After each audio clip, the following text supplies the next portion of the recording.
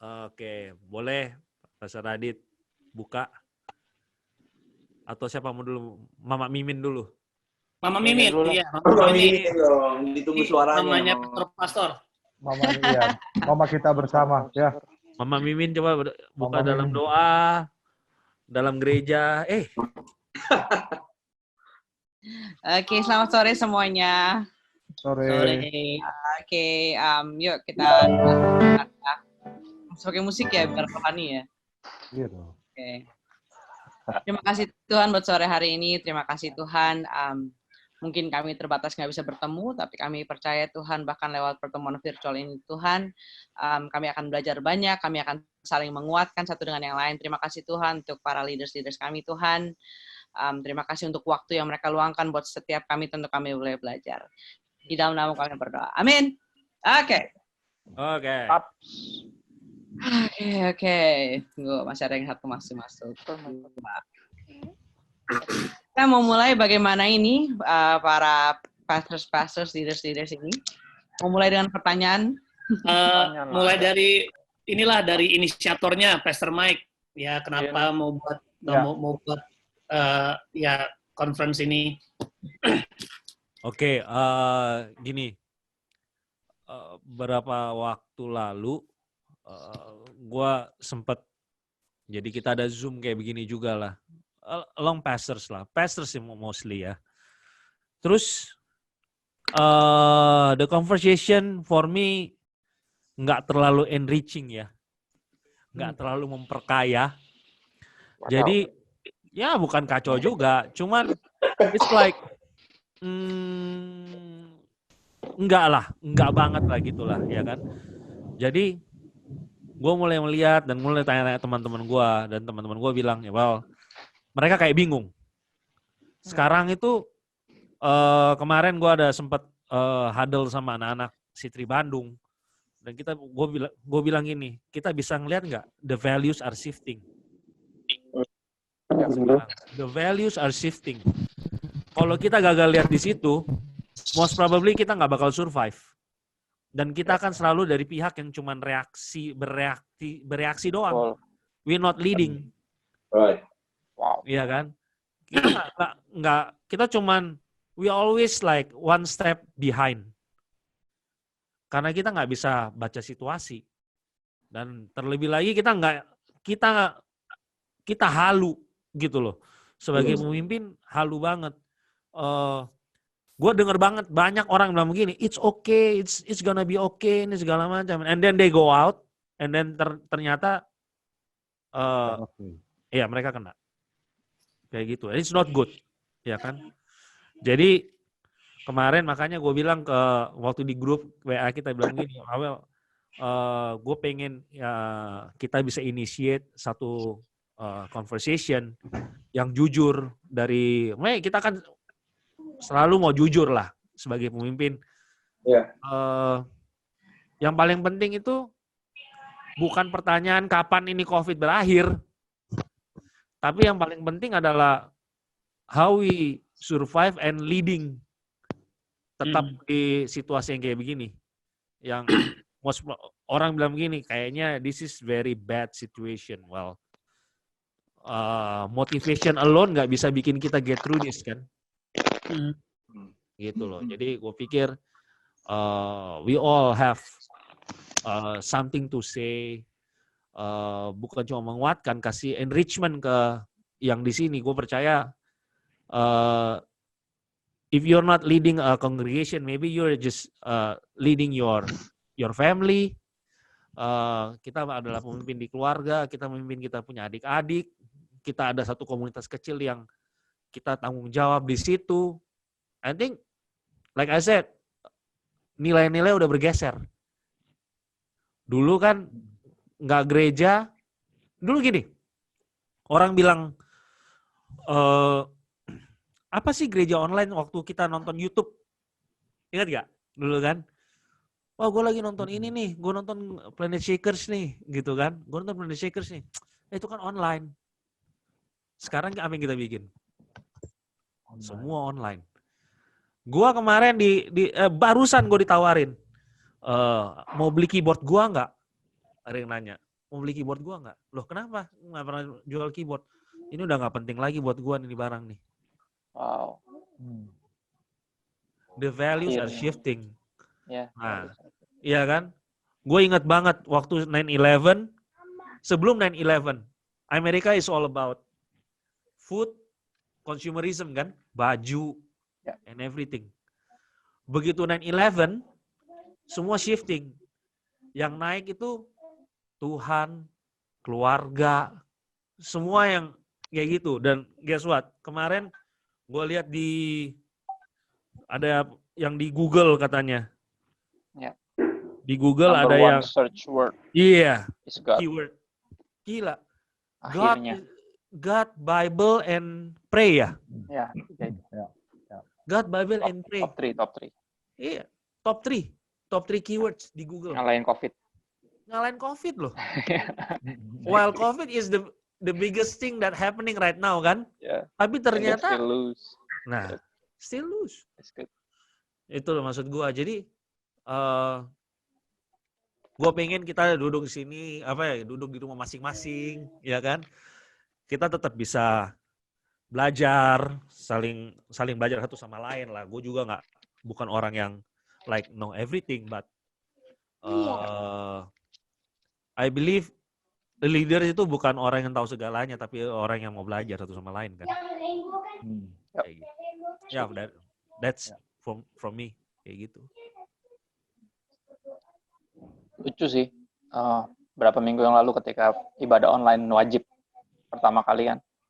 Artinya larangan secara umum untuk kebaktian di gereja di berbagai tempat. Mendadak semua orang jadi televangelis. Ya. Semua pendeta jadi televangelis itu. Ya. Dan berapa hari kemudian semua pendeta jadi pastor gram. Emang enak. Bukan gua doang sekarang pastor gram, lu semua pastor gram, bodo amat. Dulu lu dicela. Ya kan mau nggak mau semuanya jadi di Instagram live ngapain. Ya emang iya. Di end of the day, kita kan real pastors yang emang dari sebelum ini terjadi pun juga udah istilahnya sebisa mungkin jemput bola lah ya. Orang kan selalu aktif dan online di sosial medianya, tapi kalau kita ajak ketemu, kita kontak belum tentu ngejawab, WA belum tentu dibales. Betul. Apalagi ngajak persekutuan belum tentu bisa ikut. Tapi online terus gitu. Paling benar ya kita jemput bola lah dimanapun berada. That's how evangelism works juga begitu. Dan sekarang ya benar apa yang Pastor Mike bilang. It's shifting dan dalam tempo yang singkat-singkatnya. Siap nggak siap langsung shit. Dan ya keren sih. Ya, gue juga ngeliat gitu sih bahwa memang yang dibilang church shifting itu, ya gue sepakat kalau gereja, ketuaan itu pengen gereja lokal kuat. Tapi tanpa kita sadar gereja lokal ini bukannya kuat, tapi jadi keras. Ya. Jadi saking kuatnya mau family church, local church, malah gereja lokalnya kehilangan esensi tentang gereja universal. Right. Kan sebenarnya kan we are local church inside universal church kan. Harusnya gereja itu punya kesadaran bahwa kayak misalnya di gereja tempat kami bahwa gereja gue nggak punya segalanya. Jadi gue butuh untuk terkonek supaya memang the manifold wisdom daripada Yesus Kristus itu bisa turun ke tubuh Kristus. Ya. Nah, cuman karena gereja lokal berusaha untuk memiliki semuanya. Oh, pokoknya kita ada rasul, gembala, ada penginjil, ada media, semuanya lengkap. Jadi akhirnya mereka keras, bukannya kuat, tapi ya memang mungkin kuat, tapi di mata Tuhan jangan-jangan bukan tubuh Kristus, jangan-jangan jadi kanker Kristus gitu kan. Artinya sesuatu yang bertumbuh di luar daripada rancangan kepalanya gitu. Nah, jadi ini masa-masa yang bagus untuk kita tuh open connection online supaya kita bisa terhubung satu sama lain dan akhirnya bukan hanya gereja lokal kuat, tapi tubuh Kristus tuh kuat gitu loh secara universal. Dan ini waktu-waktu yang sangat baik sih untuk kita benar-benar redefinisi ulang apa itu gereja lokal, apa itu gereja, apa itu pelayanan. Ya, mungkin nambahin Pastor Adi dan apa yang kita lagi bahas sore hari ini, bahwa benar apa yang tadi Pastor Mike bilang bahwa ada values yang bergeser, dan kita juga percaya bahwa sebenarnya kita sekarang ini lagi dibawa, bahwa gereja ini sebenarnya lagi dibawa ke pembaharuan budaya atau pergeseran atau perubahan budaya, apapun yang kita sebut itu, bahwa mungkin kita akan kembali ke day one di mana kita merasa seperti apakah gereja itu, karena kita semua, banyak dari kita menganggap bahwa gereja itu harus datang ke tempatnya, harus ada di dalam satu tempat yang memang setiap minggu kita ke situ, dan itu baru gereja gitu.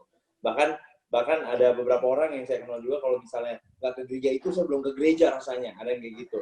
Tapi tetap yang kita percaya bahwa sebagai Tuhan yang kita menyembah, Tuhan yang baik, yang selalu punya rancangan baik dalam hidup kita selalu percaya bahwa di segala musim, baik di atas gunung maupun lembah kelam, itu Tuhan selalu menyediakan berkat dan anugerah dalam hidup kita. So tinggal perspektif kita sebagai anak Tuhan bisa melihat ini atau tidak. Dan yang saya percaya sih bahwa sebenarnya ini bukan sebuah kemalangan, tapi ini adalah kesempatan untuk kita benar-benar bisa membangun satu kemapanan di dalam lebih banyak area untuk bisa menjangkau tadi yang Pastor Kristo bilang, untuk menjangkau generasi terutama. Karena saya percaya bukan hanya gereja yang kekinian, tapi gereja yang udah ada lebih lama pun mereka mau nggak mau dipaksa untuk bisa masuk ke dalam dunia yang namanya online. Dan karena memang pada akhirnya kita harus sadar, dan kita sekarang lagi diredefinisi seperti tadi Pastor Adit bilang, bahwa apa sih sebenarnya definisi gereja yang sebenarnya? Gereja is you and I. Gereja adalah kita gitu. Dan kita percaya bahwa mungkin kita akan perlu waktu. Makanya tadi saya bilang bahwa kita mungkin banyak dari kita dibawa kembali kepada dewan. Artinya pengertian tentang ini toh gereja gitu. Ini toh bahwa waktu kita di rumah bersama dengan keluarga, apapun itu, waktu kita lagi walaupun kita lagi nonton online ibadah, as long as we open our heart, kita buka hati, kita juga benar-benar membawa yang kita bisa, yaitu roh, jiwa, tubuh kita seutuh-utuhnya, dan fokus kita juga sedang berkoneksi dengan Tuhan, dan itu hadirat Tuhan turun dan hadir buat kita. So, I think hari-hari ini sebagai pemimpin kita perlu untuk bisa memberikan sebuah assurance ya buat mereka mungkin yang, Kak, ini aku udah ke gereja belum ya? Kak, aduh aku kayaknya 3 minggu ini kayaknya ini banget nih, ya, you know what I'm saying, ngerasa kayak, aduh beda banget. Memang ada yang namanya values and culture, tapi saya berdoa bahwa nanti waktu semuanya ini berakhir, buahnya adalah kita menjadi lebih dewasa, kita tidak terus juga bergantung dengan online saja, tapi kalau kita punya kesempatan, kita pasti akan terus dan rindu untuk bersekutu, kembali bersama-sama, memuji dan menyembah Tuhan di keluarga, ya, dalam artian ini gereja secara universal juga, dan kita juga tetap bisa memakai online ini sebagai senjata untuk bisa menjangkau jiwa-jiwa di generasi milenial ini. So I think that's what we can learn today. Yeah, I think so. That's really great. So,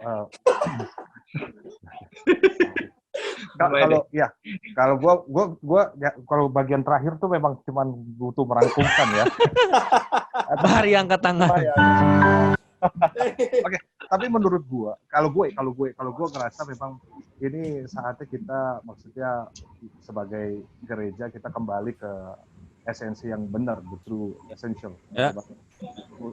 Sebetulnya gereja itu memang nggak dibatasi dengan apapun juga. Kita kembali lagi bukan ngomong tentang metode atau cara. Soalnya kebanyakan sekarang kita ngomong tentang metode atau cara, dan kebanyakan cara yang kita lakukan itu mungkin kita lupa sama identitas kita yang asli, culture kita yang asli seperti apa, sehingga kebanyakan yang kita bawa adalah culture yang berasal dari luar gitu. Culture dari luar. Jadi kalau nggak seperti gereja itu kayaknya belum gereja. Kalau kita punya penyembahannya nggak seperti gereja yang sana, sepertinya bukan jadi gereja. Kalau misalnya lampunya nggak kayak gitu, sepertinya bukan gereja. Tapi kembali redefinisikan bahwa itu gereja itu adalah tentang hubungan kita dengan Tuhan, about our relationship sama Tuhan, tentang bagaimana kita menilai sebetulnya kita ini yang harus kita bangun adalah benar-benar private kita sama Tuhan, privasi kita sama Tuhan. Makanya kemungkinan, bukan kemungkinan ya, gua rasa ini mungkin salah satu cara supaya kita kembali ke esensi kita, yaitu kamu lihat siapa yang kamu pandang, itu Tuhan gitu loh. Kamu nggak perlu cara apapun juga, kamu di rumah juga bisa berdoa, kamu di rumah kamu bisa menyembah. Dan di situ gue ngerasa waktu kita ada di dalam rumah, kita nonton online service sendiri, duduk di situ juga bisa nangis ternyata ya, bisa nangis, bisa angkat tangan, bisa oh my god, gue merasakan kasih Tuhan. Tapi ironisnya adalah ketika kita ironisnya Tuhan harus bawa ketakutan untuk kita datang sama dia gitu. Iya. 19 harus dikondisikan dulu kayaknya. Iya, dikondisikan. Ini nggak ada cara lain selain anak-anak gua untuk balik ke gua karena kayak udah harus anak-anak balik ke gua. Dia mungkin pakai COVID-19 untuk kembali sama dia, datang lagi untuk supaya kita kita benerin yuk hubungan kita. Yuk. Kita harus bangun fondasi kita secara benar. Jangan sampai kita justru melayani kegiatan gereja, tapi kita lupa melayani Raja segala raja, Tuhan segala Tuhan, nggak ada hubungan sama sekali di situ. Bahkan di tengah ketakutan ini, justru kita menemukan Tuhan di situ. Kalau gue bilang di rumah kita masing-masing, waktu nggak ada lampu sama sekali, ada juga lampu ini buat terang muka kan. Biasa live sekarang pakai lampu terang muka gitu kan. Tambahan center. Iya, center gitu. Tapi ternyata di rumah nangis juga, angkat tangan juga bisa loh. Selama ini mungkin kita di rumah ya nangis juga kagak. Berlutut juga enggak, angkat tangan juga kagak, dan kayak biasa aja. Tapi kalau di gereja kan, angkat tangan. Tapi ya sebetulnya esensi yang benar adalah bagaimana dimanapun kita berada, kita sebetulnya bisa merasakan kasih Tuhan di dalam. Ya, karena Tuhan ada di mana aja kan. Ya, amin. True, Pastor. Yes. Lagi dibalikin ke esensi itu sebetulnya, Bu. Kalau gue bilang sih, tapi lewat ketakutan ini. Tapi jangan sampai gini, teman-teman. Rasa takut itu emang wajar banget. Kita takut, kita wajar karena kita masih manusiawi. Tapi jangan sampai kita hidup di dalam ketakutan. Itu yang bahaya. Kita hidup dalam ketakutan, semuanya pasti akan chaos sendiri, depresi, stres.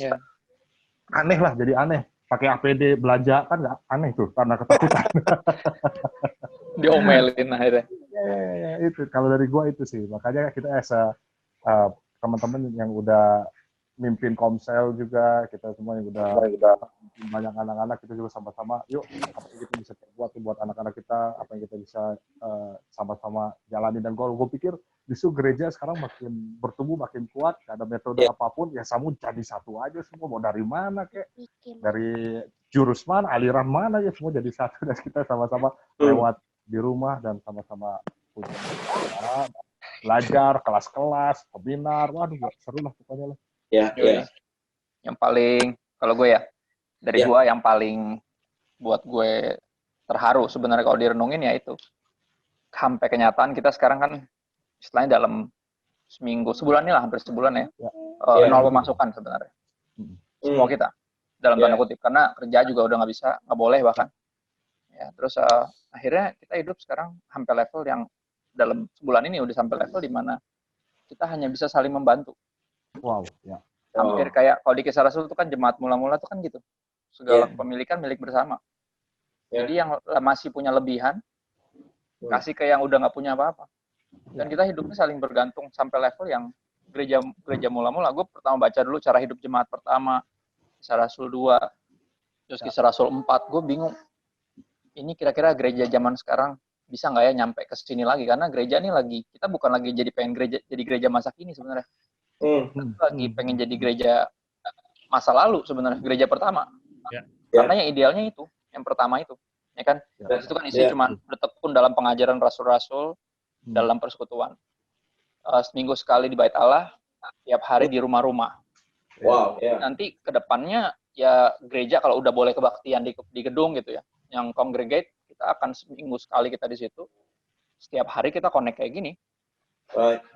Tiap hari pengajaran, ya terus persekutuan, kalau bisa ketemu nongkrong, kalau nggak bisa kita bisa kayak gini terus. Jadi pengajarannya intens, terus berbagi hidupnya juga real, bukan kayak sesuatu yang gimana. Kita langsung tahu, oh nih butuh ini, kroyok rame-rame, butuh ini. Karena kalau di gereja gue kan emang family church, artinya nggak terlalu banyak jemaatnya. Dan ini kita lakuin sekarang, dan gue bilang kayak wow, ini kayak gereja pertama dulu. Dan Tuhan yang bawa kita sampai sini, Indian of the Day. Karena sensasinya ini, sensasi dari kebaktian, dari gedung, dari lighting, dari koreo, dari aransemen music, dari performance, dari whatnot, sensasinya itu udah terlalu membius selama mungkin ratusan tahun bahkan. Iya. Mulai dari reformasi, ya. Dan untuk Tuhan membawa kita kembali ke esensi, mengatasi segala sensasi itu, nampaknya ya ini yang harus dia izinkan terjadi. Tapi bukan sebagai hukuman, kayak tadi Pastor Marsha bilang, dia bawa ketakutan. Kalau gue nggak lihat sebagai ketakutan justru.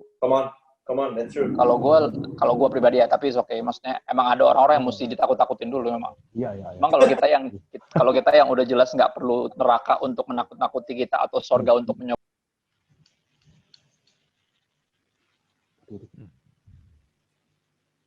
Ke esensi, karena sensasi itu terlalu menarik sampai mesti di shutdown. Kita dikondisikan nih, ya kita di dalam keadaan sebenarnya bukan ditakut-takuti, tapi dikondisikan, dibuat dalam keadaan kayak tadi Pastor Radit bilang, terbatas. Kita terbatas, atau kalau gue pakai bahasa gue dulu, jadi seolah kita diizinin masing-masing tuh kayak teramputasi gitu. Akhirnya mau nggak mau mesti gandengan. Karena kalau kayak cacat nggak bisa ngapa-ngapain gitu. Ya kan kita semuanya. Jadi mau nggak mau mesti gandengan karena yang kasar dia masih ada tangan kanan, dia masih ada tangan kiri, gue udah tinggal kaki doang atau. Jadi mau nggak mau tubuh Kristus harus begini untuk jadi utuh kasarnya. Kalau pakai kata jadi utuh dan asli. Dan buat gue Tuhan terlalu baik sih. Kadang kalau direnungin juga gila, dia sampai bikin gini saking udah nggak ada jalan lain untuk yakinin kita tuh udah terlalu jauh dari desainnya gitu.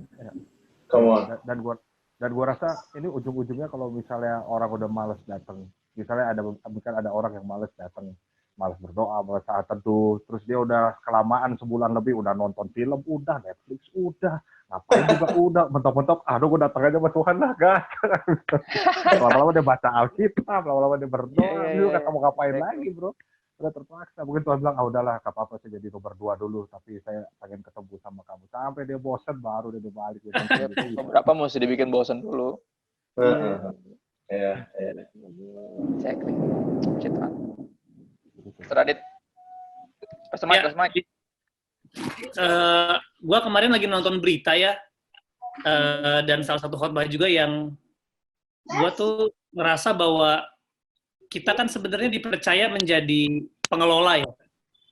Jadi benar-benar ketika Tuhan ciptain kita di hari ke-6 itu, Tuhan tuh ciptain hari 1, 2, 3, 4, 5, dan bahkan 6 binatang-binatang. Memang Tuhan pengen kita ada di sebuah kondisi yang Tuhan persiapkan gitu.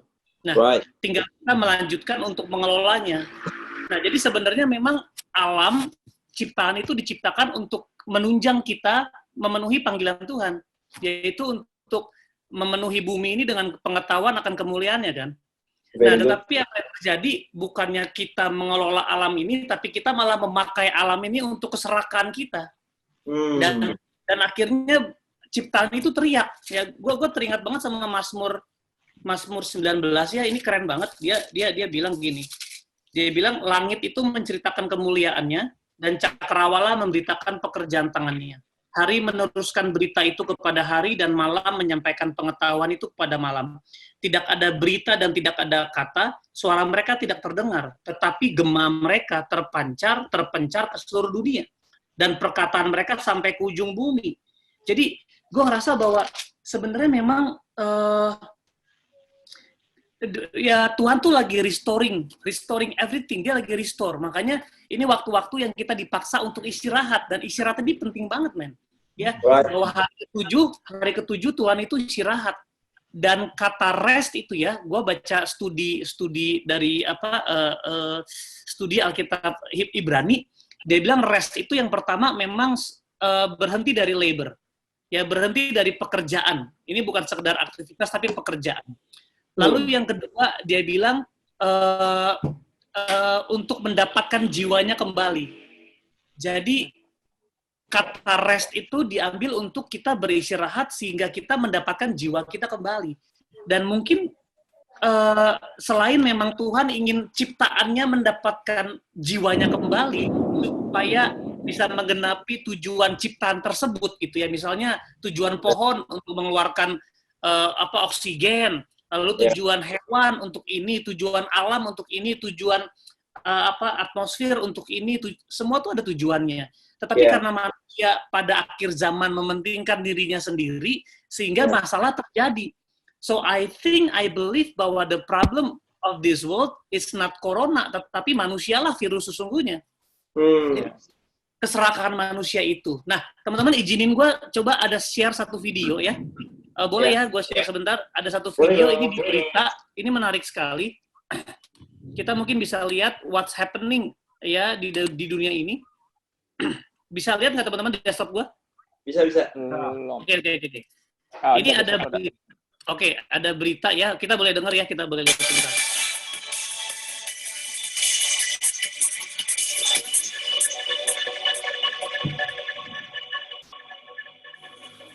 There's a lot of fear, sadness, anxiety around the world. The coronavirus has wreaked havoc. But I want to end tonight's episode on a positive note. Let us for a moment rewind our lives, say to last week this time, or last month. Can you see how things have changed in just a matter of days and weeks? Institutions and entertainment centers have closed down. Public spaces are empty. There are fewer cars on the roads. Pollution levels have come down. Tourist spots and beaches are empty. Water bodies are cleaner because most people are at home with their families.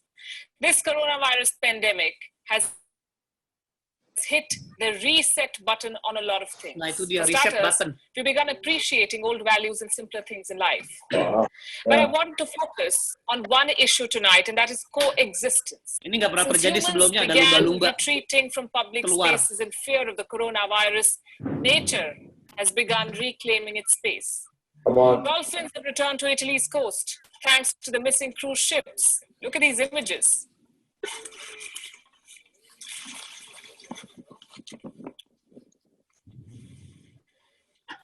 There are swans in Italy's canals which are otherwise populated with gondolas and tourists. Wow. The birds have returned. In Singapore, otters are roaming freely thanks to the empty public spaces. Wow.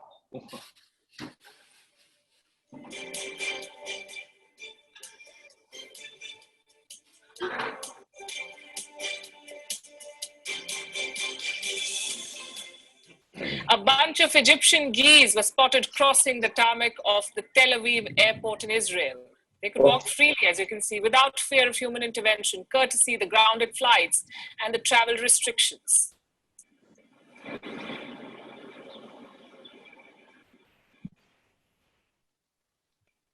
Chicago's Shed Aquarium is closed to visitors, but it made an exception for Edward and Annie. The rockhopper penguins had a blast visiting their friends. For a change, there were no humans to disturb the pair. Look at them.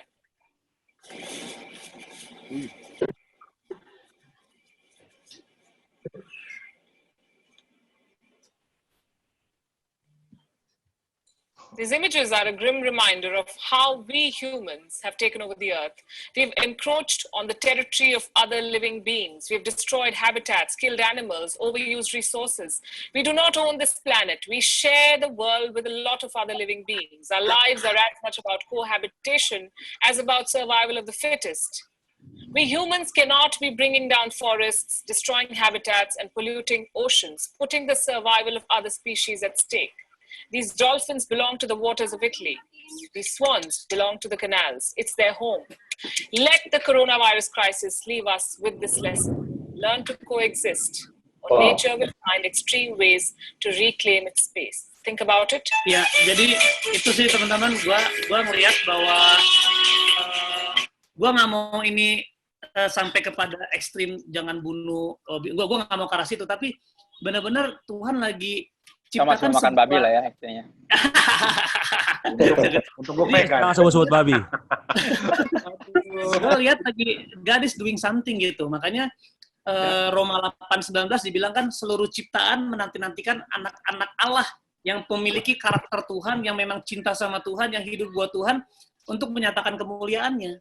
Yeah. Nah, jadi gue rasa it's a good time untuk kita benar-benar ambil waktu untuk rest ya. istirahat bukan hanya alam istirahat, tapi kita juga istirahat. Artinya apa istirahat? Kita melakukan pertobatan. Reset itu kan sama aja kayak repent. Kita bertobat kembali, kita mengembalikan kekaguman kita sama Tuhan, dari kesibukan berubah menjadi keintiman dan sebagainya. So, I think jangan sampai kelewatan, karena jangan sampai coronanya udah nggak kena, malah nggak dijamah Tuhan juga, percuma kan? Ya. Jadi kita berusaha untuk avoiding corona, tapi at the same time kita avoiding this chance untuk menjadi lebih dekat, lebih dewasa, lebih powerful dalam Tuhan.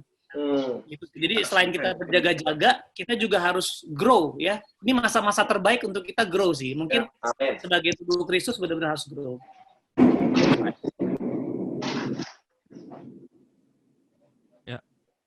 Ya. So good. Mimin, Setuju. Bapak Mimin, ada kita jawab pertanyaan apa? Oke, ada beberapa pertanyaan di Slido. Coba ya, check. Oke, here we go. Tadi kan lagi ngomongin soal, balik ke gereja mula-mula, right? So, I think pertanyaan-pertanyaan ini cukup cocok lah. Sebentar.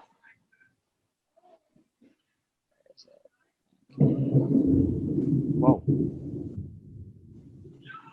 Luar biasa. Can you see this? Okay. Ya. Ini cocok nih yang anonymous. Shalom Kak, mau tanya. Sebenarnya bagaimana sih membangun komsel yang bertumbuh dan sehat? Terus nih di bawahnya ada, halo gimana cara membangun relationship yang baik antara leader komsel dengan member komsel? Nanti kita coba jawab pertanyaan itu dulu ya. Oke. Karena menurut aku sih hari-hari ini punya komsel, punya life group, atau ya whatever you want to call it, it's important gitu. Karena kan maksudnya kita nggak bisa bertemu di dalam pertemuan-pertemuan, you know, at spaces. So I think ya itu adalah hal yang penting saat ini. Kalau kita ngomong kembali ke gereja mula-mula ya. Oke. Okay. Siapa duluan yang jawab nih? Mungkin dari Kak Dimas kali ya. Oke, terima kasih Mama Mimin. Oke, bagaimana cara membangun komsel yang sehat? Yang pertama sih saya berdoa bahwa setiap kita tetap punya sukacita di dalam menjalani hari-hari ini.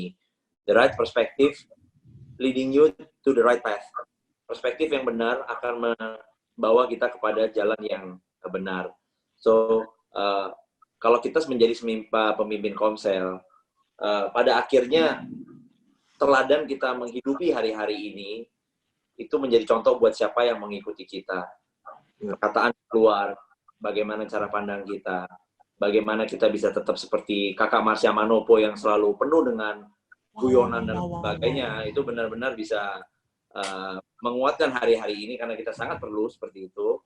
Dan gue sabar loh gue, orangnya nggak kayak Samsoy itu yang ngocol tuh, gue sih enggak. Ya.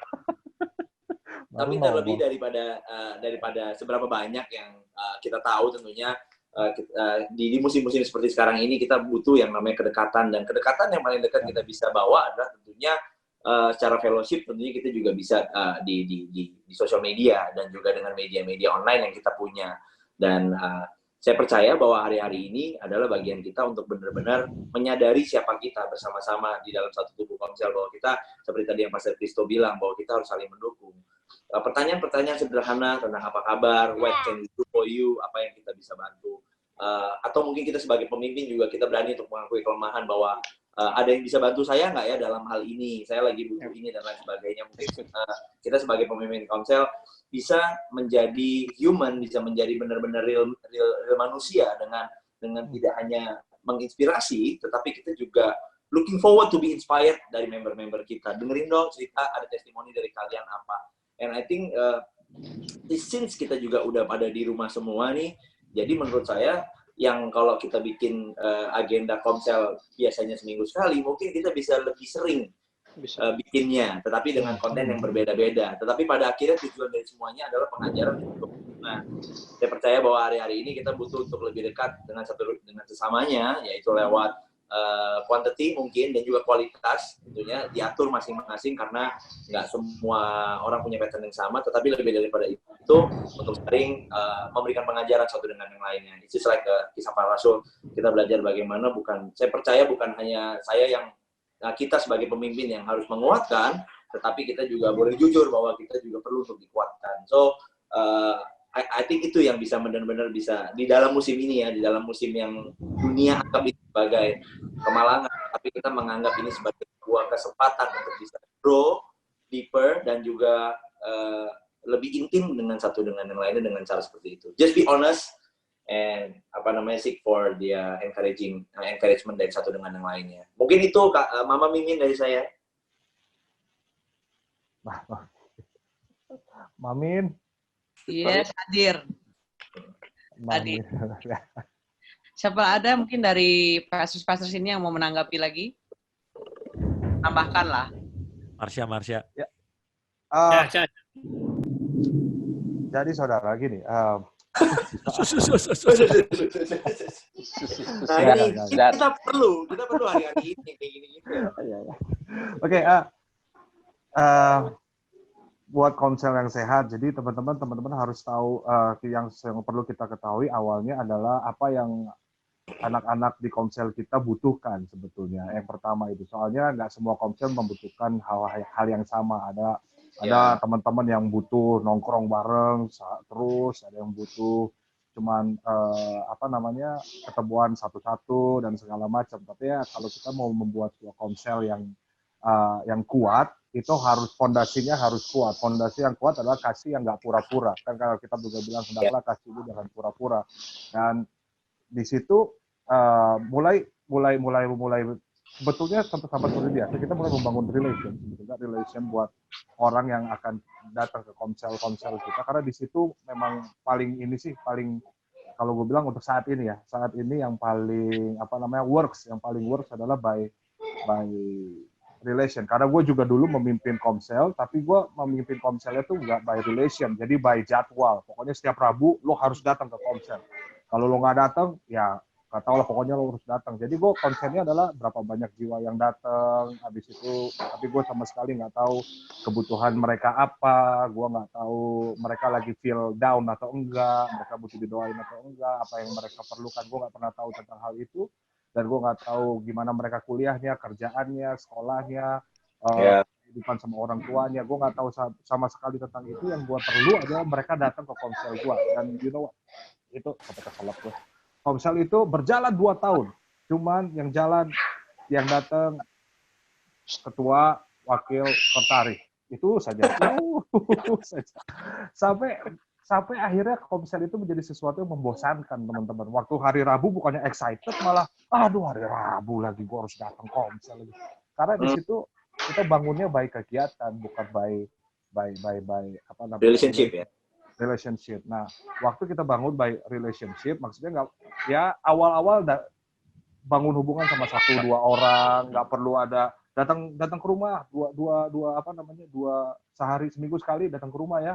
Takutnya nanti kalau misalnya kita terus metodenya datang ke rumah terus setiap seminggu sekali, takutnya komsel itu menjadi sebuah gereja yang dikecilin seperti tanpa ada relationnya sama sekali. Tapi di situ ya tetap ada praise and worship-nya sih, tetap ada doanya, tetap ada firman-nya, tapi mereka nggak mendapatkan kebutuhan itu. So buat gue, lihat kebutuhannya di komsel itu, dan kebutuhannya pasti beda-beda. Nah, waktu kita bisa memenuhi kebutuhan di teman-teman kita, di komsel kita, dan kita bangun dengan real relationship yang benar, kasih yang benar, gua rasa komsel itu pasti akan berkembang. Dia akan cerita kemana-mana tuh. Waktu lo punya nasi goreng enak, lo akan kasih tahu tuh nasi goreng yang enak di mana tuh.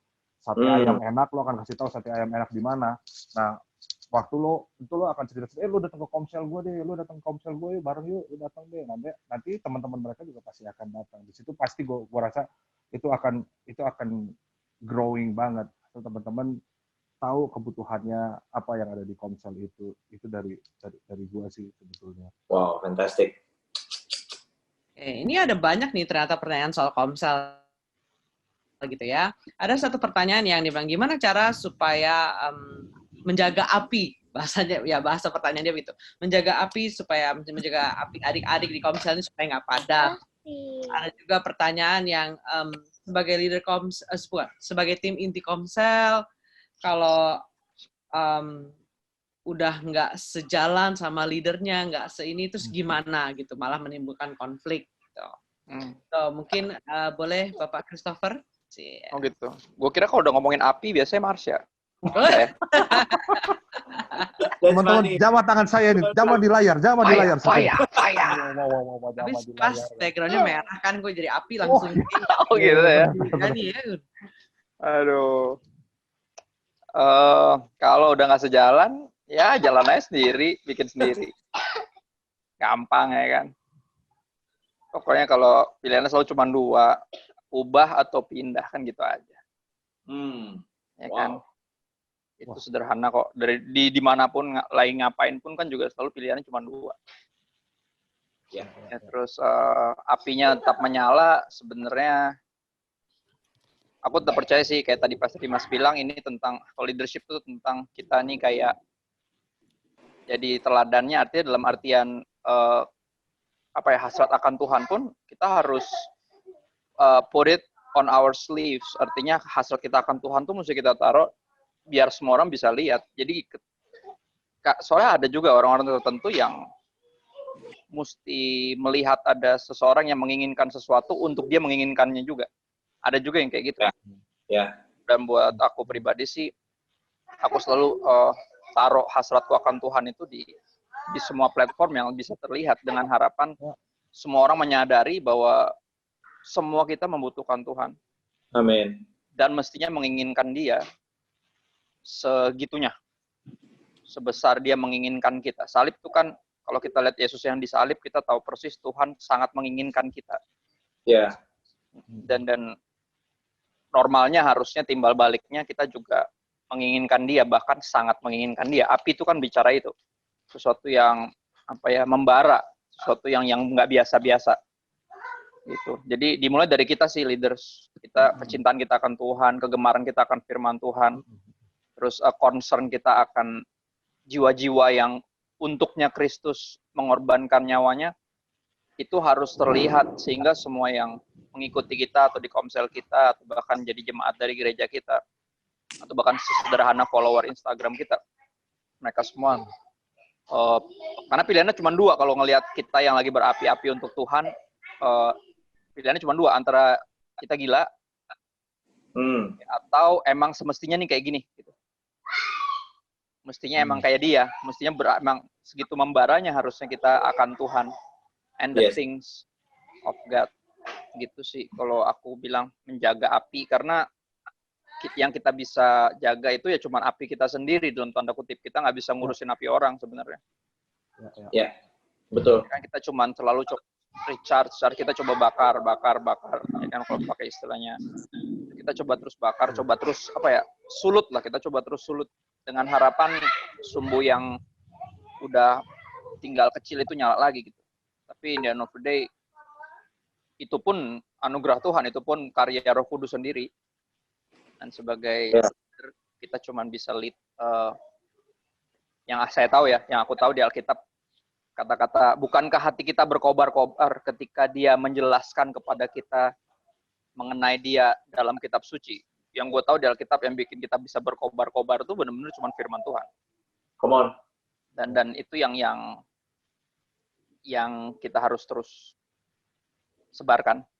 Dasarnya gue akan tetap live, mau ada yang lihat atau nggak ada yang lihat, gue akan terus beritain firman tiap hari kayak gini. Cuma karena semua orang lagi nggak kemana-mana, jadi pada ngelihat semua. Dari awal juga gue melakukannya dari nggak ada orang, dari 4 orang doang. Sama ya, tahun 2009, dari 4 orang.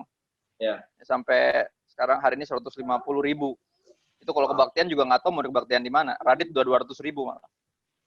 Wow. Kita nggak pernah mimpi, tapi bagian kita tetap sama sih. Ya, memberitakan firman, mengajar, dan menghidupinya. And put it on our sleeves. Kecintaan kita akan Tuhan, hasrat kita akan Tuhan. Dan dengan harapan api itu bisa menyulut sumbu-sumbu yang lain. Gitu sih. Ya.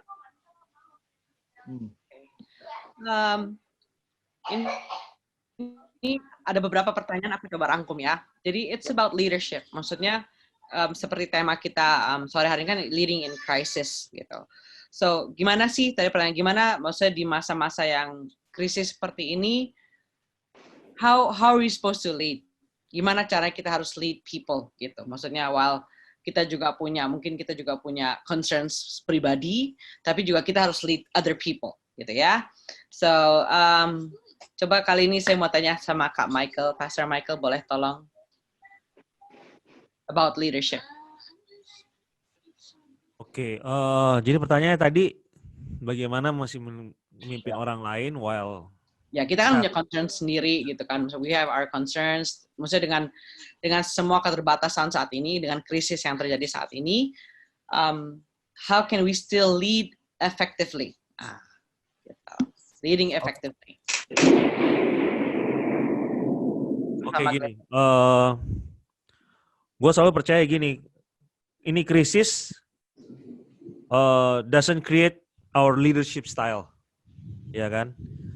Dia cuma reveals and amplifies what was already there. Ya. Yeah. Oke, jadi for me sebagai how to lead, ya kan? Satu kita mesti tahu bahwa gini, cuman motivasi doang nggak akan bisa cukup. Cuman motivasiin orang doang nggak akan bisa cukup. Oke. Yang kedua gini, great leaders itu embraces both the real and the ideal. Kalau buat gua. Ya kan? Jadi gini, ada satu, ini gua lagi baca satu cerita, Jim Stockdale namanya. Dia American General yang ketangkep waktu di Vietnam. Waktu perang Vietnam dia ketangkep, dia bilang begini. Dia bilang, the first people to die in captivity were the optimists. Orang yang optimis. The first people yang mati di tawanan Vietnam itu orang yang optimis. Wow. Dia bilang begitu. Yang mereka pikirnya gini, things would get better quickly. And mereka akan dilepasin. Ya kan? Mereka matinya bukan karena apa, mereka mati karena patah hati. Bahwa it's not gonna happen. Wow. Jadi, great leaders itu, dia mesti bisa embrace both the real and the ideal. Idealnya apa? Yeah. Ini crisis, pass away kan? Pokoknya, okay? Tapi, the ideal is,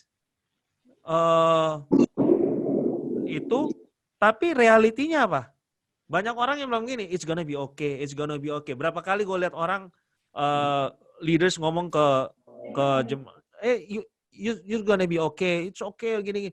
Tapi it send the wrong message that mereka jadi berani like, I'm okay kok katanya pastor, so I'm just go around. You see? I mean, it's not like that gitu loh. Ya. Oh, gua ini tetap aja ibadah.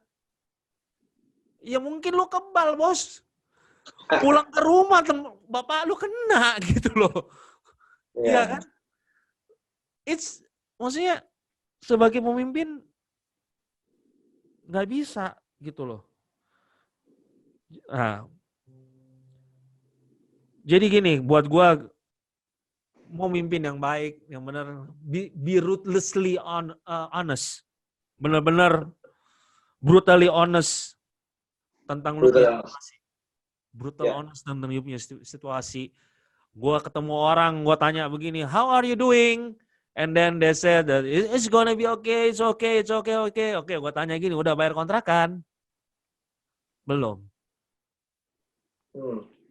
Do you know what happened? Gini, ada yang bilang sama gue, oh tenang bro, ntar bank bisa restructure utang segala macam. BUMN yes, swasta belum tentu.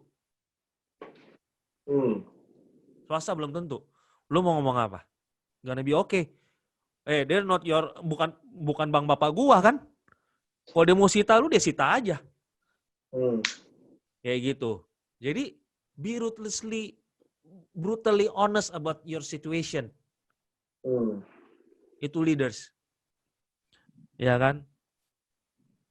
Tapi gini, jangan pernah hilang percaya, iman bahwa things will get better at the end.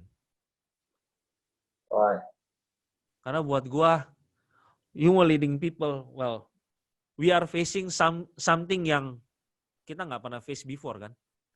This crisis is nggak pernah.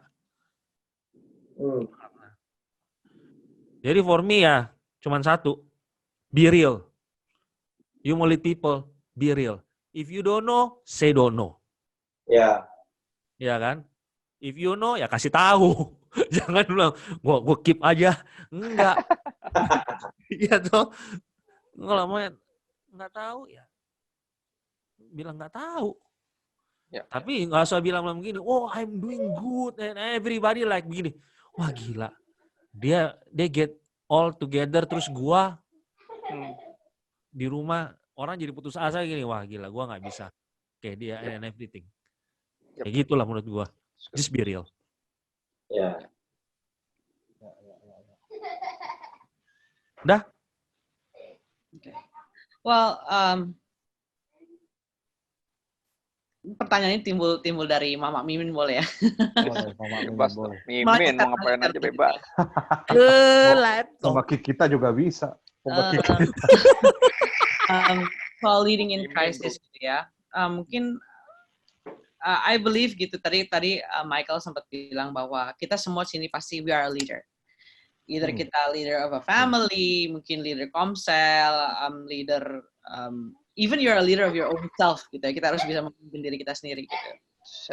Karena maksudnya pertanyaannya begini, maksudnya in this kind of crisis dengan kita juga punya, maksudnya pasti tadi kalau Kak Christopher kan bilang, wow, everybody maksudnya kalau mau bilang penghasilan zero, kira-kira gitu ya, maksudnya like everything is how gitu. Kita as leaders gitu, how far do we have to go untuk people yang kita lead? Gitu. How far do we have to contribute untuk people yang kita lead? Gitu ya.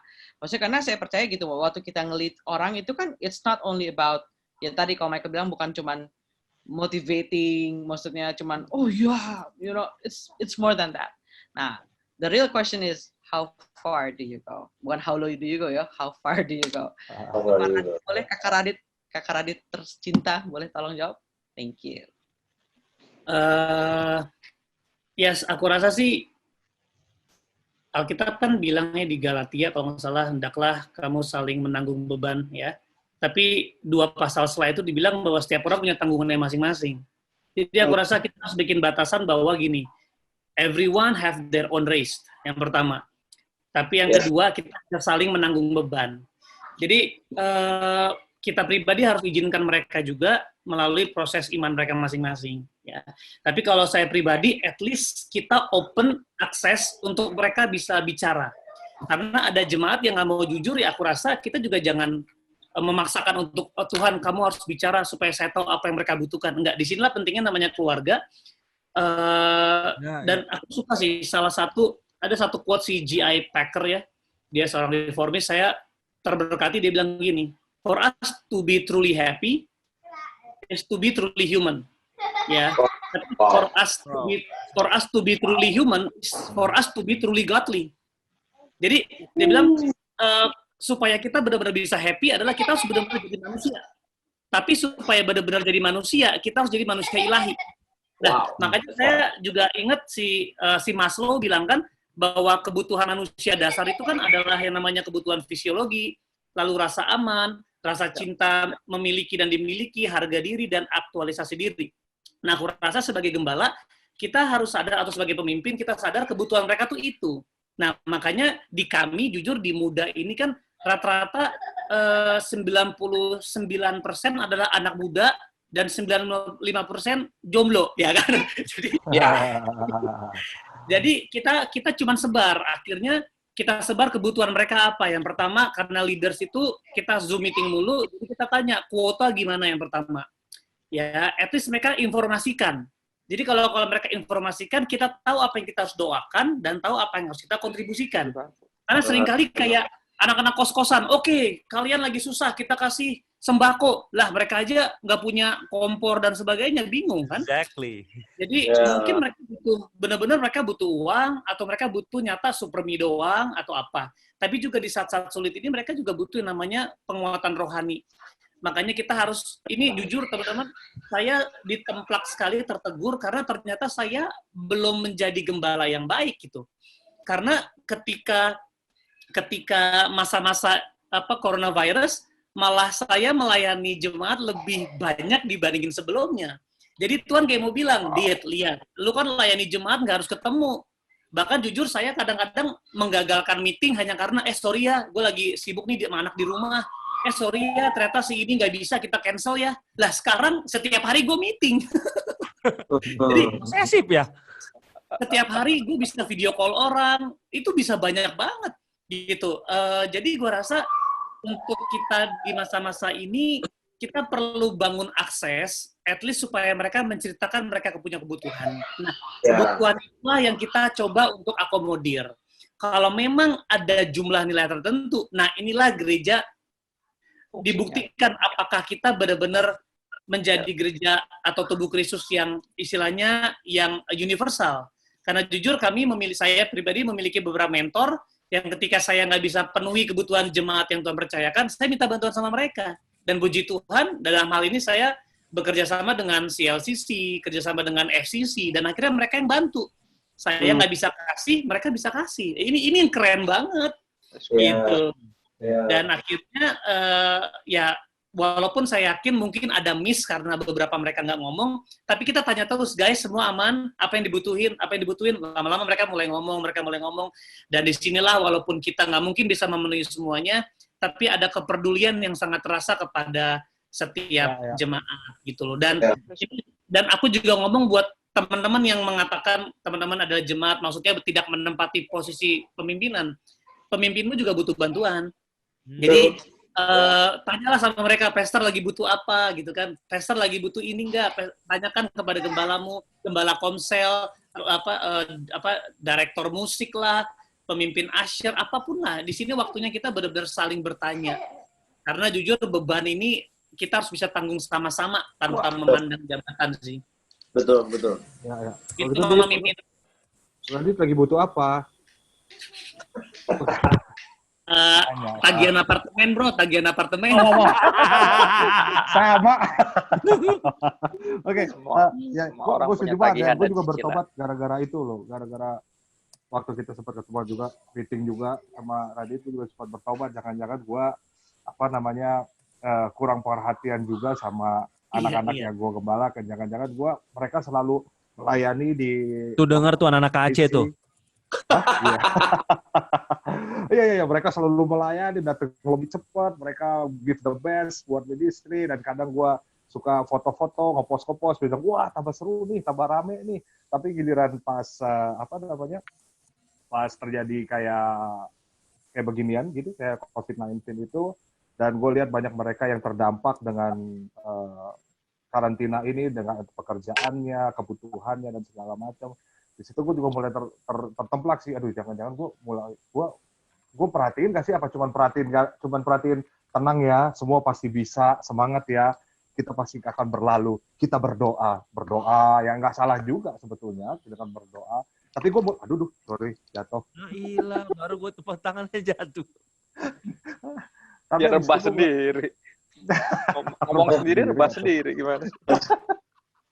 Terus gue mulai berpikir, aduh Tuhan, mungkin ini sepertinya mulai waktunya kita untuk give back juga buat anak-anak kita yang memerlukan. Gue mulai ngerasa, gue juga jadi kurang memperhatikan selama ini. Gue rasa gue udah memikirkan mereka semua, udah tanya kabar dan segala macam. Cuman sebelum sedetil itu, akhirnya yang kita lakuin ya sama kayak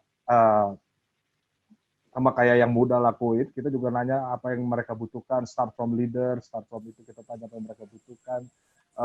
Ada yang terdampak kan dan segala macam, dan puji Tuhan di situ mereka mulai ngerasa diberkati. Dan ada satu yang paling gua sedih juga ya, ada anak kita yang meninggal ayahnya, dan kita kan nggak bisa nyamperin gitu loh guys, maksudnya nggak bisa datengin, nggak bisa jenguk dan segala macam. Itu gue bilang, aduh Tuhan, apa yang harus gue lakuin ya buat ini, apa yang kita harusin, dan itu mulai dipikirin juga. Akhirnya kita mulai WhatsApp dia, kasih doa. Ternyata doa juga bisa lewat ini loh, lewat apa namanya, lewat WhatsApp voice gitu ya. Dan gue diberkati sama ini loh, Martial Blessing tuh luar biasa. Kalau apa-apa doain lewat WhatsApp loh. The best. Aku boleh berdoa buat kamu ini, doain dengan sincere, dengan tulus. Akhirnya gue kayaknya gue juga harus mulai doain buat mereka. Kita kasih kekuatan rohani juga di situ, kita kasih kekuatan doa segala macam, termasuk kita pikirin kebutuhan mereka segala apa. Terus kita juga memikirkan banyak banyak hal juga lah yang kita pikirkan.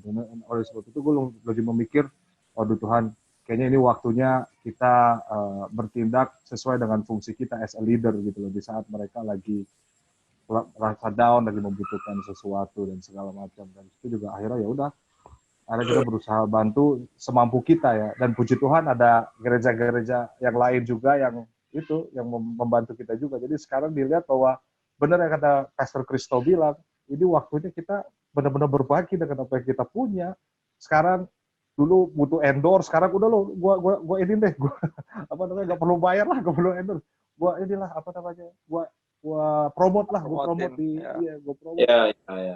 Promote masing-masing dan segala macam. Karena memang ini kita mulai bantu satu sama lain secara rohani juga secara teknis sebetulnya. Di situ dilihat kita gereja seperti apa, kita pemimpin seperti apa, pemimpin yang cuman ada pengennya doang atau pemimpin yang benar-benar care buat orang-orang yang ada di bawah kita atau di komsel kita sebetulnya.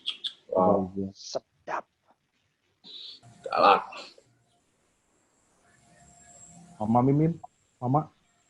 Mimin lagi tertegun. Memperhatikan. Mungkin ada yang dari para pastors ini, mungkin ada yang lain yang mau menambahkan dari Kak Kito, Kak Dimas. Aku jujur tadi yang tadi pertanyakan yang Pastor Kiso udah jawab tentang itu, tentang api tadi. Ya di sini kan masa-masa sulit ini ya nggak ada COVID aja nggak on fire, apalagi ada COVID gitu. Nah, jujur ini dia. Jangan sampai kita sebagai pemimpin komsel, sebagai kakak rohani terjebak karena bukan tanggung jawab kita nyalain api mereka. Jadi tanggung jawabnya kita tuh Eki Kuncoro memang, bukan tanggung jawab kita. Bakar. Jadi tanggung jawab kita cuma satu, yaitu menyiram dan menanam. Tugas Tuhanlah yang mengerjakan pertumbuhan. Jadi kita nanam, kita nanam, kita nyiram, lalu tanah mereka tanah berbatu, itu urusannya mereka sama Tuhan. Tugas kita tetap bertanggung jawab untuk menanam terus, menyiram terus, menanam terus, mungkin bantuin cabut lah, bantuin kasih lihat, tapi masalah on fire itu urusan mereka sama Tuhan. Jadi jangan sampai kita jadi Tuhan gitu loh, itu stres banget. Ya, kita berusaha untuk mengambil peran Tuhan, nggak bisa. Memang Tuhanlah yang memberi pertumbuhan. Ada bisa jadi kita yang nanam, saya yang nanam, Marsha yang benar-benar di tempat Marsha terus terjadi pertumbuhan. Ya nggak apa-apa. Bisa jadi tugas kita kan nanam. Makanya pastikan selama kita dipercayakan jiwa tersebut sama Tuhan, satu, itu bukan domba kita, itu domba Tuhan. Pastikan kita menanam mereka, menyiram mereka dalam konteks pengajaran personal, dalam konteks pengajaran corporate, dalam konteks apapun. Kita benar-benar contribute sesuai dengan tanggung jawab kita. Nanti yang menyalakan api itu udah biar Roh Kudus gitu. Tapi jangan sampai kita justru memastikan untuk memberi pertumbuhan ya, lalu kita nggak pernah nanam, nggak pernah nyiram. Kok kamu nggak bertumbuh-tumbuh sih? Kamu nggak gini sih? Nggak bisa. Tugas kita nanam dan juga menyiram. Makanya saya senang banget, bukan saya senang, Tuhan tuh sangat concern dengan kata kecil. Ya, kita bilang, do not despise small beginnings. Jangan remehkan permulaan yang kecil. Lalu Tuhan pakai 12 rasul mengubahkan dunia. Tuhan pakai 5 roti 2 ikan. Jadi selalu kecil. Makanya jangan mau besar. Ya, kalaupun cuma 2 jiwa yang kamu percaya di Tuhan percayakan, kasih makan itu. Siapa tahu itu 2 yang melahirkan ribuan. Jadi jangan kecewa kalau Tuhan cuma percayakan 1 jiwa. Nah, 1 jiwa ini siapa tahu di belakangnya ada 1 kota. Ya, ada 1 bangsa. Ya. Jadi saya percaya walaupun mungkin ini saya terberkati sih dengan cerita siapa namanya Andreas. Andreas ini kan rasul yang maksudnya menurut Tuhan yang tidak terlalu terkenal kan. Ya, maksudnya orang-orang banyak tidak tanyakan dia. Yang terkenal adalah Petrus, ya bahkan Yakobus, Yohanes. Dia nggak terkenal. Tapi lihat nggak, balik dari pelayanan Andreas, kita lihat ini malah memberkati satu bangsa, melahirkan negara Skotlandia. Makanya Skotlandia itu lambangnya adalah salibnya si Santo Andreas kan. Jadi ya ini memang nggak terkenal, tapi ayo dong, jangan cuman, aduh jemaat gue cuman kecil nih Tuhan, enggak Tuhan nggak main size kok. Dia main, dia pokoknya kita kasih makan, kita siram. Tugas Tuhan kasih pertumbuhan. Walaupun nanti dia nggak mention nama kita sekalipun, nggak apa-apa. Yang penting Tuhan mention nama lu, itu dia. Kata Pastor Kristo, nggak apa-apa lu nggak di-mention. Lihat, di Bible ini, bener-bener nama kita di-mention sama Tuhan. Gue amin banget tuh, Pastor Kristo. Gue bener-bener meledak banget waktu denger kata-kata lu tuh. Ya, so lakukan tugas kita secara sederhana, kasih makan, berikan siram dan tanam. Itu aja sih. Ya.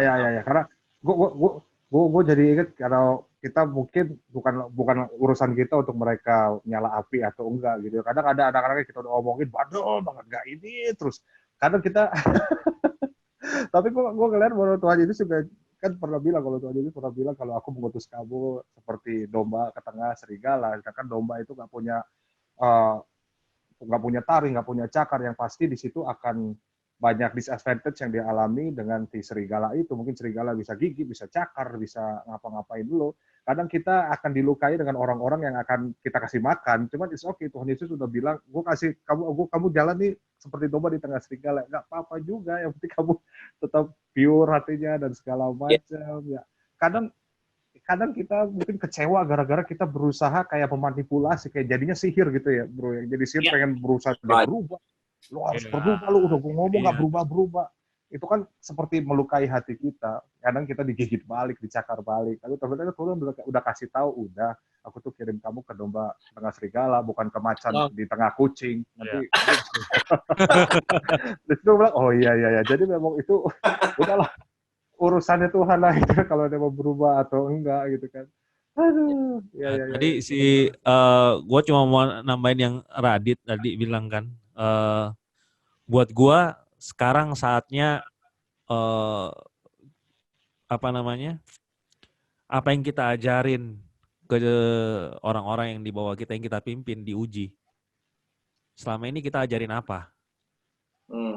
That's the most important thing. Sekarang kita bisa lihat apa sih yang kita ajarin selama kita pelayanan tahun lalu kepada mereka. Kita layanin mereka, kita ajarin apa? Karena kan kalau nggak ada kayak begini, nggak pernah kelihatan kan? Nggak pernah kelihatan. Buat gua ini saatnya kita dites, kita punya sistem manajemen bagaimana? Apakah kita fleksibel enough, kita rigid enough di situ? Terus abis itu secara relationship, apakah kita network kita cukup kuat? Karena kayak begini, tadi Radit bilang, nggak bisa jalan sendiri kan? Kalau nggak bisa bantu, minta tolong. Nah, kita punya network gimana? Apakah waktu kita itu ketemu orang itu cuman kayak ada maunya, ya kan? Ada maunya doang, habis itu udah ini. Nah, di sini diuji. Kita benar-benar punya relationship sama mereka apa enggak? Kalau ngomong komsel, how we treat our komsel? Kita punya small groups. Kayak gitu. Kalau buat gua ya sekarang tuh waktunya kita lihat hasil yang kita tabur. Gitu loh. Wow, ya. Mantap.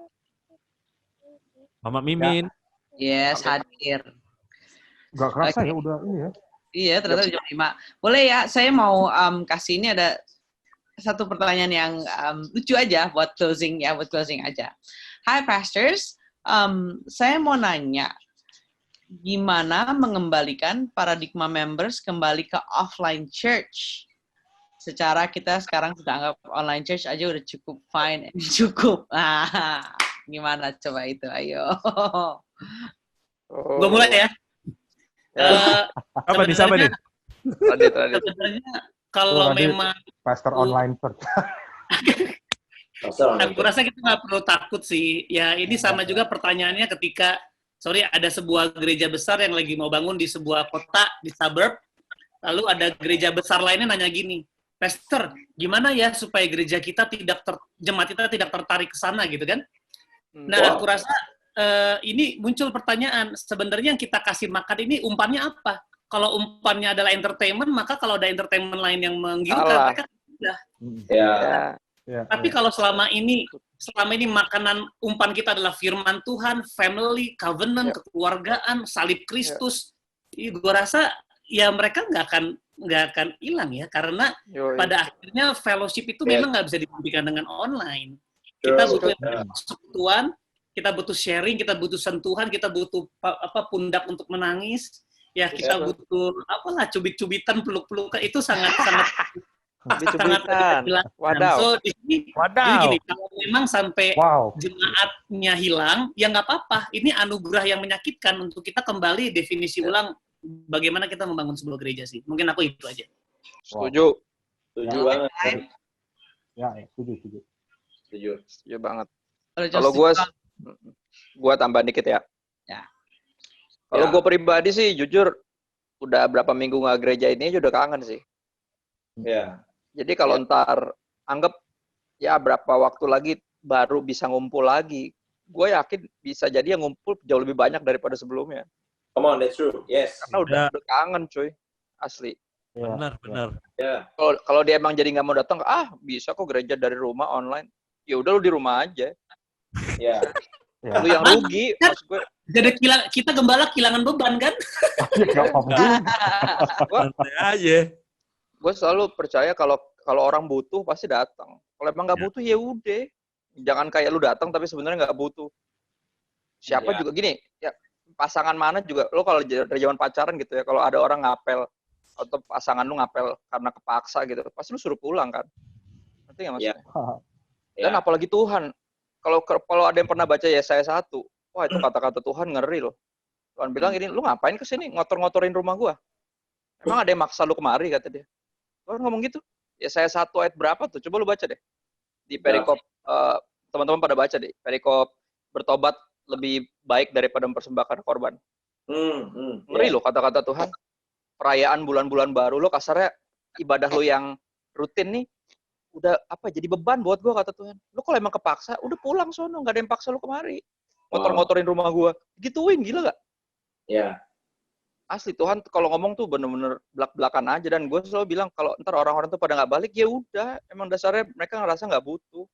Ya. Kita nyari yang butuh aja, karena pada akhirnya gereja ini kan ya tadi bener Adit bilang, pertemuan fisik masih terus kita tetap butuh, itu yang kita butuhkan. Tapi jembatannya dari minggu sampai minggu lagi adalah ya via online ini. Yes. Nanti plusnya adalah ketika udah boleh ibadah lagi di gereja, kita jadi seminggu sekalinya udah pasti tiap harinya connect kayak gini. Iya. Jadinya bener-bener jadi mendatangkan kebaikan. Makanya tadi kan Marsha bilang kayak ada ketakutan. Kalau gue selalu seperti Pastor Mike juga tadi bilang juga sama tentang kita ini harus terus mengingatkan, bukan kasih harapan-harapan palsu, tapi harus kasih apa yang firman Tuhan bilang. Ya. Semuanya itu mendatangkan kebaikan. Ya. Pasti mendatangkan kebaikan. Tuhan tuh, karena Tuhan itu baik. God is good. Apapun yang dia lakukan dan izinkan terjadi, pasti mendatangkan kebaikan. Udah pasti itu. Dan itu yang kita harus terus ingetin semua orang. Dan diri kita sendiri. Amin. Jadi kalau aku lihatnya lebih positifnya, justru nanti pas udah boleh kebaktian malah seminggu sekali kebaktian pasti lebih rame, orang udah kangen, dan tiap harinya connect kayak gini. Kan gila juga. Dan segala kepemilikan bilik bersama, lebih ekstrim lagi. Ya. Asik sih. Ya ini buat kita sebetulnya ini adalah blessing in disguise ya. Berkat yang tersembunyi di mana kita gereja dan anak Tuhan makin lebih erat satu dengan yang lainnya di weekday, seperti tadi Mas Kristo bilang bahwa kita nanti lebih dewasa dan lebih mapan dalam menggunakan online untuk hal-hal yang berfaedah. Dan waktu nanti kita udah bisa go offline lagi, dalam arti kita bisa ibadah di gereja, kita pasti semua looking forward dong. Kita pasti udah nggak sabar hari itu datang. Tetapi di saat yang bersamaan, online perlu tetap dilanjutkan nggak? Menurut saya pribadi perlu, dalam artian untuk setiap harinya, daily basis, karena kita tahu kita hidup di Jakarta dan pasti akan ada kemacetan atau kesibukan satu dengan yang lain hal. Jadi online ini sebagai salah satu jawaban kebutuhan kita sebagai anak Tuhan sebenarnya. Dan dan yang kita percaya bahwa nanti kalau ada anak-anak dari yang kita pimpin bilang, Kak, kalau gitu kita ibadah di rumah aja dong dan sebagainya. Sebenarnya itu balik lagi seperti Pastor kita bilang, tergantung bagaimana kebutuhan dan kepuasan yang dia cari. Kalau misalnya memang dia puas dengan experience yang seitu aja, ya please go for it. Tetapi kalau misalnya kita tetap kita adalah gereja Tuhan, kita dipanggil kepada persekutuan. Artinya memang desainnya Tuhan dalam hidup kita tuh nggak bisa hidup sendiri. Artinya kita harus get along with one another kan. Jadi online itu tetap hari Minggu itu menurut saya pribadi tetap perlu harus ada dalam artian memang menjadi alternatif buat siapa? Buat mereka yang secara keadaan mereka tidak memungkinkan untuk datang ke gereja. Misalnya mereka lagi pulang dari business trip, mereka ada di airport, mereka bisa join the service, mereka bisa nonton. Atau mereka lagi sakit secara fisik, mereka nggak lagi doa sendiri doang di rumah, tapi mereka bisa ikutan join di di online. Tapi buat kita yang sehat, buat kita yang benar-benar kemampuan, buat kita yang benar tahu apa arti bahwa persekutuan, kita pasti nggak akan menjadikan online sebagai sebuah pengganti. Tapi we go all the way to the church, ketemu dengan orang-orang together gitu. Nah, kalau gue bilang sih krisis ini kayak akselerator kalau gue bilang. Wah, that's nice. Ini the future church itu akan datang lebih cepat dari yang kita sangka. Yep. Wow. The future Ya is kan? here. The future is here sebenarnya kan. Nah, Malah gue bilang bakal ada staff online. Exactly. Oh ya. Bakal ada staff online. You better be ready. Kayak begitu. Jangan habis itu kita karena ini akan habis ini. Gua rasa semua cara kita beribadah diredefinisi ulang. Iya. Pasti. Gereja akan mulai cari, oh dulu jalan ya bisa begitu ya. Sekarang nggak bisa. Sekarang nggak bisa ya. Iya, sekarang mereka ke-expose sama hal yang baru lagi kan? Ya. Ya kan? Nah, terus sekarang gereja akan lihat gini, internet itu sekarang jadi front door. Jadi pintu depan. Dulu jadi side door, dulu jadi back door. Iya. Iya kan? Sekarang nggak, udah jadi front door. Ya. Yang problem adalah pemimpin yang selama ini cuma bilang begini, sorry to say ya, gue bukan gimana-gimana. Yang getol ngomong soal giving. Karena gini, yang problem adalah leaders yang punya control freak, punya control issues. You cannot control anymore. Ke depan lu nggak akan bisa kontrol apapun. Ya. Jadi kalau kita punya isu itu sekarang, ya detox lah sekarang. Iya benar. Ini the time. Ini detox. Ya, kayak begini. You cannot control kan? Kalau lu bisa kontrol sih, lu bisa bilang begini, lu jangan ke sana dong. Gitu kan? Sekarang sekarang gue ketemu sama chatting di grup Komsel gue, abis nonton si ini, abis nonton si itu. Nah, kalau lu nggak secure, ya kan? Kalau lu nggak secure, it's gonna be problem. Right. Ya. Tapi on the other hand, PR kita semakin banyak. Kalau sebenarnya yang dia dengar ternyata bukan makanan tapi racun, kita mesti beresin. Tapi itu pembuktian bahwa yang kita ajarin kemarin nggak efektif. Mereka nggak bisa belajar ngunyah. Wow. Nice. Kayak gitu. Ya. Seru. Memang sih, ada orang yang bilang gini, katanya beda ibadah online sama ibadah bareng. Ini ya benar. Gua setuju banget. Apalagi kalau waktu gua di musik kemarin, kalau ada yang lihat kita punya YouTube, satu kali, jadi gua main di sini, WL-nya Mama Mimin di mana, terus abis itu yang main drum ada di mana, yang main bass ada di mana. jujur nih, pertama kali kita mau ngomong itu, kita langsung ngomong ini gimana rasanya ya main musik kayak begini ya. Cuman at that point kayak Tuhan ngomong begini, waktu lu worship di rumah kayak gimana? Wow. Emang panggung lebih penting daripada kamar lu? Kayak gitu kan. Jadi buat gua tuh langsung gua bilang no. Kalau kita mau sampai ke core-nya, this is how we do it. Jadi kita coba bikin. Play for the audience of one. Iya. Yang adalah dia doang. Come on, bro. Iya. Kenapa kita hesitate? Karena kita pikir gini, nggak ada yang lihat kita kali di situ. Exactly. Iya kan? Kita mau khotbah, nggak ada orang nih, nggak feel gimana nih? Emang nggak ada yang nyaut amin ya? Nggak ada yang nyaut amin, nggak ada yang ngapain lu sih ya? Gue kan otodidak ya. Jadi gue kalau suruh bikin video khotbah, beda banget sama kayak bahkan gue live IG kan ada orang yang kayak lagi Zoom gini rame kan ada berapa yang lihat, beda banget karena gue bisa lihat sendiri. Gue nggak terbiasa untuk khotbah begitu kayak gue tuh bener-bener kayak tipe orang yang gampang kepancing sama reaksi orang. Ya. Kelihatan banget. Jadi kayak apa malah sih ada orang yang ngomong butuh gagap gini kayak orang nggak jelas ao gitu kayak karena nggak ada siapa-siapa. Malah ada yang butuh loh reaksi orang gitu. Iya, exactly. That's me. Salah satunya ya gue. Dan gue lagi diberesin sama Tuhan. Wow, awesome. Makanya memang sih buat gue gini, sekarang ibadah online tuh apa sih? Kalau buat gue, oke lah, sebagai informasi itu serve its purpose. Iya kan? Tapi kalau ngomong kata saling, you cannot care somebody that you never met.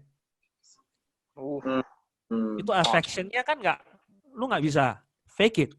Wow. You nggak bisa palsuin. Memang, at the end of the day, Tuhan kayak mau ajar begini, value orang-orang di sekeliling lu. Karena at the end of the day, kalau lu taruh di rumah pun kayak begini, gua ke Indomaret aja suka, masa ampun coba. Ke ATM BCA aja demen. Dulu gua, aduh minta ampun. Beneran loh. Karena gini, ada yang datang ke rumah gua nih. Jadi kebetulan rumah gua orang belanja drop di sini, mereka pada ngambil gitu kan. Mereka datang ambil belanjanya mereka, gua happy loh. Dulu gue begini, wah ngalah ini rumah gue kayak hub di sini kan. Tapi sekarang mereka datang gini, lu nggak mau makan, lu nggak mau duduk sini. I mean, the whole perspective is changing kan. Yeah. How we see how we see lives itu beda banget. Sekarang gue ke rumah bokap gue, jujur nih gue ngomong nih, gue ke rumah bokap gue itu bisa seminggu ini. Kemarin itu bisa 3-4 kali gue ke rumah bokap gue. Datang ke situ. Yang waktu kemarin, tahun lalu, gue tahu sih bapak gue juga sibuk. Cuman, gue gak pernah effort juga nyari. Serius. I'm just telling you. Iya. Iya kan? Sekarang mereka butuh susu. Gue yang nyari. Udah gue yang nyari deh. Gue nyari. Iya. Dulu, gini, Gojek aja. Come on. Iya kan? That's good. Maksudnya, ya itu yang maksud gua. Ya kan tetap nggak bisa gantiin karena kita diciptain bukan manusia sendirian kan. Makanya Tuhan bilang waktu Adam, nggak baik lu sendirian. Iya. Terus punya komunikasi. Tapi kalau lu nggak tahu nggak baiknya sendirian, lu nggak pernah ngehargain waktu lu punya teman. Betul banget. Wow. Bener banget. That's good. Iya. Betul. Gitu. Ya, dan for me ya itu. Seru banget. Oke. Well, semua diberkati saya percaya. Gue juga diberkati. Iya. Nanti Mama Mimin coba atur lagi waktu. Pastor kapan kita bisa lagi bikin Zoom meeting seperti ini. Looking forward. Minggu depan. Jangan lama-lama. Mama Mimin jam segini mesti masak lagi abis ini. Lu salah ya? Enggak. Ada yang mau berenang katanya. Jangan Just dong. Keluar. Just a little recap sedikit ya. Dikit. A few words yang buat gue yang maksudnya dia pop up mulu gitu ya. Relationship. Ya. Saya itu it goes two ways. Relationship kita sama Tuhan dan juga relationship kita sama leaders kita kah, anggota komsel kita kah, semestinya dengan sesama kita. Dan terus tadi ada kata redefinition, meredefinisikan ulang. And as leaders kita mesti real, gitu ya. Jadi jangan cuman kasih kata-kata motivasi atau hanya sekedar, True. doa. Maksudnya berdoa is good, gitu. Tapi jangan cuma sekedar mendoakan, tapi maksudnya get to the bottom of it, gitu. Kayak tadi tanya butuh apa, butuh kuota kah, butuh Indomie kah, butuh apa gitu ya. And then secure, jadi leader mesti secure tadi ya, jangan jadi control freak. And then apa yang tidak bisa menggantikan online adalah yang tidak bisa menggantikan offline is affection.